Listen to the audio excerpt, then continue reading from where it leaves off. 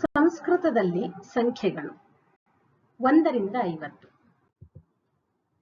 ಏಕಂ, ದ್ವೇ, ತ್ರೀಣಿ, ಚತ್ವಾರಿ, ಪಂಚ, ಷಟ್, ಸಪ್ತ, ಅಷ್ಟ, ನವ, ದಶ.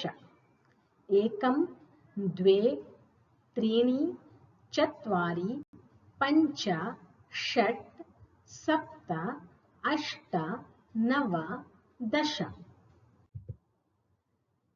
ಏಕಾದಶ, ದ್ವಾದಶ, ತ್ರಯೋದಶ, ಚತುರ್ದಶ, ಪಂಚದಶ, ಷೋಡಶ, ಸಪ್ತದಶ, ಅಷ್ಟಾದಶ, ನವದಶ ಅಥವಾ ಏಕೋನವಿಂಶತಿಃ ಎರಡು ರೀತಿಯಲ್ಲಿ ಹೇಳಬಹುದು. ವಿಂಶತಿಃ. ಏಕಾದಶ, ದ್ವಾದಶ, ತ್ರಯೋದಶ, ಚತುರ್ದಶ, ಪಂಚದಶ, ಷೋಡಶ, ಸಪ್ತದಶ, ಅಷ್ಟಾದಶ, ನವದಶ ಅಥವಾ ಏಕೋನವಿಂಶತಿಃ ವಿಂಶತಿಃ. ಏಕವಿಂಶತಿಃ, ದ್ವಾವಿಂಶತಿಃ, ತ್ರಯೋವಿಂಶತಿಃ, ಚತುರ್ವಿಂಶತಿಃ, ಪಂಚವಿಂಶತಿಃ, ಷಡ್ವಿಂಶತಿಃ, ಸಪ್ತವಿಂಶತಿಃ, ಅಷ್ಟವಿಂಶತಿಃ, ಏಕೋನತ್ರಿಂಶತ್, ತ್ರಿಂಶತ್. ಏಕವಿಂಶತಿಃ, ದ್ವಾವಿಂಶತಿಃ, ತ್ರಯೋವಿಂಶತಿಃ, ಚತುರ್ವಿಂಶತಿಃ, ಪಂಚವಿಂಶತಿಃ, ಷಡ್ವಿಂಶತಿಃ, ಸಪ್ತವಿಂಶತಿಃ, ಅಷ್ಟವಿಂಶತಿಃ, ಏಕೋನತ್ರಿಂಶತ್ ಅಥವಾ ನವವಿಂಶತಿಃ ಎಂದು ಹೇಳಬಹುದು. ತ್ರಿಂಶತ್.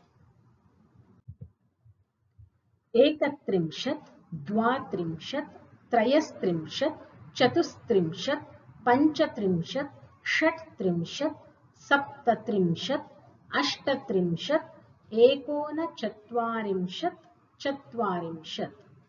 ಏಕತ್ರಿಂಶತ್, ದ್ವಾತ್ರಿಂಶತ್, ತ್ರಯಸ್ತ್ರಿಂಶತ್, ಚತುಸ್ತ್ರಿಂಶತ್, ಪಂಚತ್ರಿಂಶತ್, ಷಟ್ತ್ರಿಂಶತ್, ಸಪ್ತತ್ರಿಂಶತ್, ಅಷ್ಟತ್ರಿಂಶತ್, ಏಕೋನಚತ್ವಾರಿಂಶತ್, ಚತ್ವಾರಿಂಶತ್.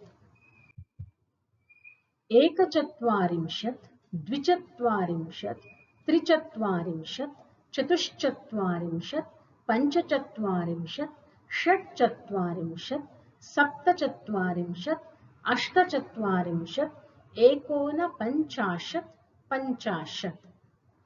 ಏಕಚತ್ವಾರಿಂಶತ್, ದ್ವಿಚತ್ವಾರಿಂಶತ್, ತ್ರಿಚತ್ವಾರಿಂಶತ್, ಚತುಶ್ಚತ್ವಾರಿಂಶತ್, ಪಂಚಚತ್ವಾರಿಂಶತ್, ಷಟ್ಚತ್ವಾರಿಂಶತ್, ಸಪ್ತಚತ್ವಾರಿಂಶತ್, ಅಷ್ಟಚತ್ವಾರಿಂಶತ್, ಏಕೋನಪಂಚಾಶತ್, ಪಂಚಾಶತ್.